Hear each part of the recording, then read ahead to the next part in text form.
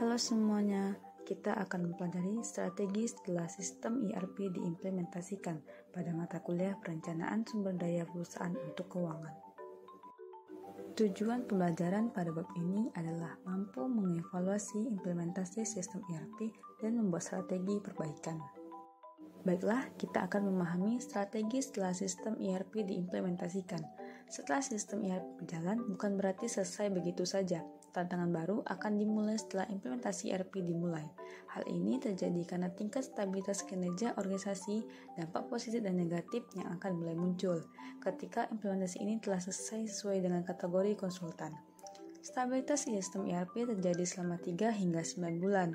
Pada periode ini dapat dilihat seberapa cepat pengenangan pengguna, dukungan dari manajemen, dukungan dari tim IT, proses evaluasi pelatihan sistem ERP yang telah dilakukan oleh pengguna ERP terlatih.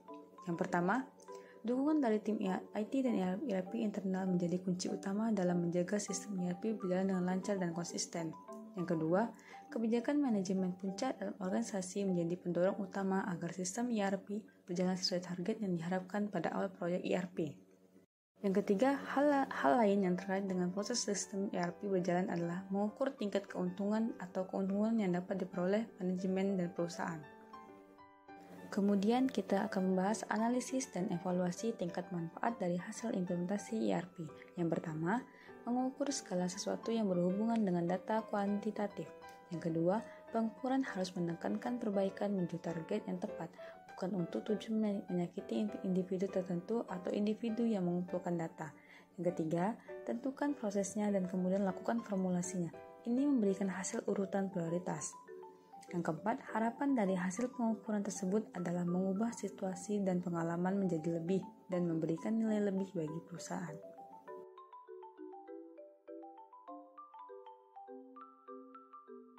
Kemudian kita akan membahas kebutuhan ERP untuk perusahaan.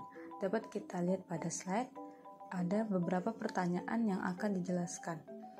Yang pertama, mengapa kita menginginkan perbaikan? Hal ini karena perbaikan terus-menerus dengan bantuan tim TI akan berdampak pada efisiensi dan efektivitas pengembangan bisnis perusahaan dalam jangka panjang. Pertanyaan kedua, perbaikan apa yang kita inginkan? Komunikasi dan dokumentasi yang efektif diperlukan untuk mencapai target perbaikan tersebut. Yang ketiga, di mana itu akan terjadi? Di mana lokasi yang tepat untuk melakukan perubahan? Dan bagaimana yang perlu kita lakukan? Ini adalah kunci awal dari setiap proyek TI, sehingga menjadi contoh untuk proyek lainnya. Pertanyaan selanjutnya, apakah bisa diukur? Mengukur bukanlah pekerjaan yang mudah, terutama mendefinisikan hal-hal yang intangible menjadi tangible. Pertanyaan berikutnya, bisakah untuk diukur? Setelah bisa mengukur, tentunya harus diukur secara kuantitatif atau dalam angka nominal, seperti tingkat jumlah pekerja, tingkat penjualan yang dicapai, atau tingkat persediaan.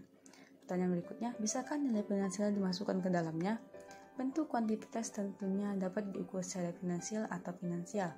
Nilai keuangan ini biasanya tidak terlalu dinyatakan secara eksplisit dalam laporan keuangan. Pertanyaan berikutnya, siapa yang bertanggung jawab atas pengirimannya? Apa peran konsultan dalam tim internal? Bagaimana hasil tanggung jawab yang akan dicapai? Semua hal tersebut didokumentasikan dengan jelas, sehingga dapat dipertanggungjawabkan pada pertemuan akhir implementasi sistem ERP. Pertanyaan berikutnya, perubahan apa yang dibutuhkan? Setelah ada agen perubahan yang akan melakukan perubahan, tentunya harus mengukur dan menentukan apa yang perlu diubah dan sesuai dengan parameter yang diukur. Pertanyaan berikutnya, siapa yang akan terpengaruh?